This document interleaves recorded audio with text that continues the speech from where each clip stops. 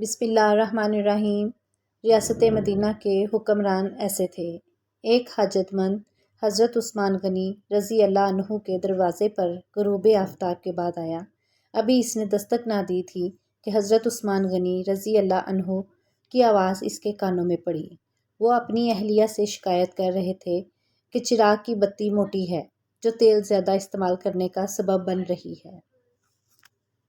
حاجت مند نے جو سنا تو وہ سوچتا ہی رہ گیا کہ وہ ایسے شخص سے حاجت براری کی کیا توقع کرے جو تیل کے معمول سے زیادہ خرچ پر اپنی بیوی کو سرزنش کر رہا ہے۔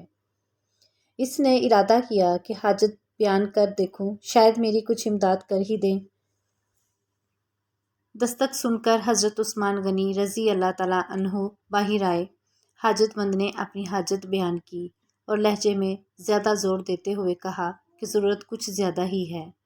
حضرت عثمان غنی رضی اللہ عنہ نے اس شخص کا ہاتھ تھاما، بستی سے باہر لے گئے جہاں آپ کا سامان تجارت بڑی تعداد میں رکھا ہوا تھا۔ فرمایا، یہ سب تیری نظر ہے، کیا اس سے تمہاری ضرورت پوری ہو جائے گی؟ وہ شخص حیران ہکا بکا دیکھتا رہ گیا۔ چنانچہ اس نے عرض کیا، حضرت یہ سب کچھ میری ضرورت سے زیادہ ہے۔ امیر المومنین نے فرمایا، مجھے خوشی ہے کہ یہ تمہاری ضرورت سے کم نہیں۔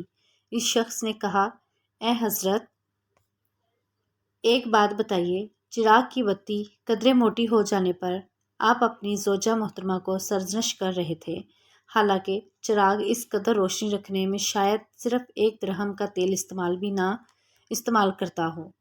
وہ تو آپ کو گوارا نہ ہوا اور یہاں ہزاروں کا سامان مجھے بلا تعمل دے رہے ہیں۔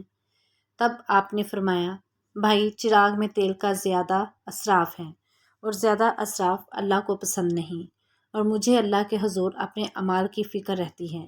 یہاں مجھے فکر اعمال لاحق ہے، اس لیے میں نے سرزنش کی۔ سامان تمہیں اللہ کی خوشنودی کے لیے صدقہ دیا ہے، اس پر اجر کی امید ہے اور وہاں پر حساب کا خوف ہے۔ کیا شان تھی صحابہ کرام رضوان اللہ علیہم اجمعین کی۔ ویڈیو پسند آئے تو لائک کریں اور چینل کو سبسکرائب کریں۔